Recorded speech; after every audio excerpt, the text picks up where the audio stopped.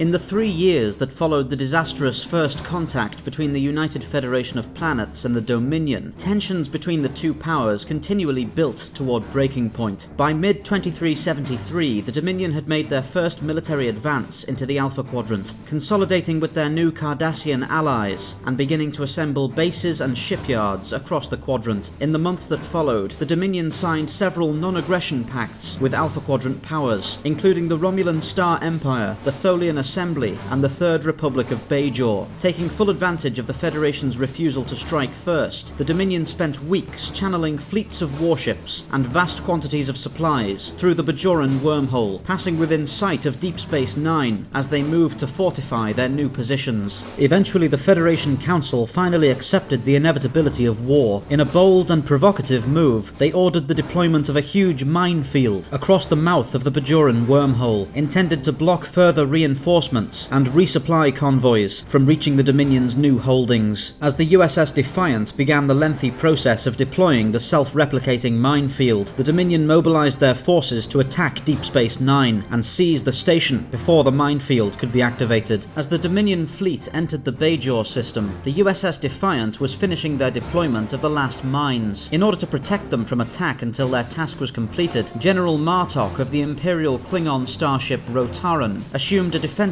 posture between the incomplete minefield and the enemy fleet. As the Dominion drew closer to the station, they separated 5 wings of Jem'Hadar attack ships from their larger fleet and diverted them to engage the Defiant, moving the remainder of their force to engage Deep Space Nine directly.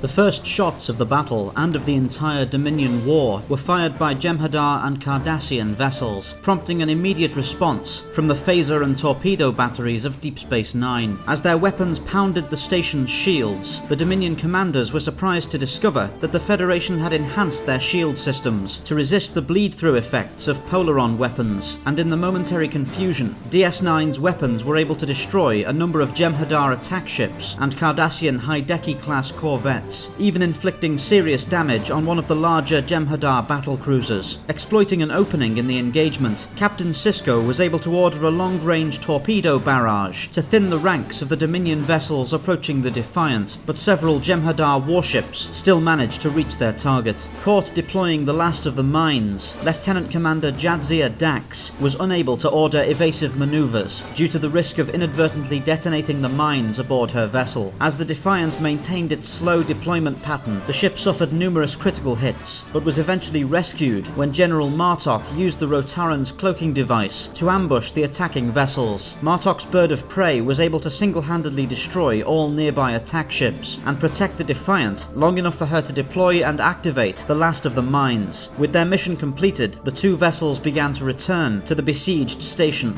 Though they had suffered many losses, the Dominion had reduced Deep Space Nine's shields to 35%, and in a final effort to breach them, Gul Dukat ordered a coordinated fleet-wide strike against a specific area of the station's habitat ring, hoping to pierce the shields through concentrated fire. Through wave after wave of Polaron torpedoes, the Dominion were finally able to drain the shields of Deep Space Nine, and as they regrouped to begin their final assault, a second wave of Dominion vessels arrived in system to reinforce them. Faced with certain defeat, Sisko ordered the abandonment of Deep Space Nine, beginning a full evacuation and ordering the deliberate sabotage of the station to force its Dominion occupiers into undertaking extensive repairs. It was only after they had seized the station that the Dominion's leaders realized the larger strategic situation. As they had struggled to capture Deep Space Nine, a large task force comprised of Starfleet and Imperial Klingon warships had crossed the border into Cardassian space and decimated the Dominion fleet yards at Toros 3, along with the forces defending them. The Dominion warships lost in this attack, combined with the 50-plus vessels lost capturing Deep Space Nine, represented a serious blow to the Dominion war machine, and with some of their most critical shipyard facilities destroyed, returning the Dominion fleet to full strength would take some time. Though the Dominion had seized perhaps the most important position in the entire quadrant, they were still faced with many concerns. The minefield deployed across the Bajoran wormhole would take months to disarm, and the Dominion's efforts to reopen a path for Gamma Quadrant reinforcements would define the opening weeks of the war. However, the Second Battle of Deep Space Nine was indeed a tactical defeat for the Federation, placing them at a disadvantage at the very outbreak of hostilities, and signalling the start of a brutal Dominion march into Federation space.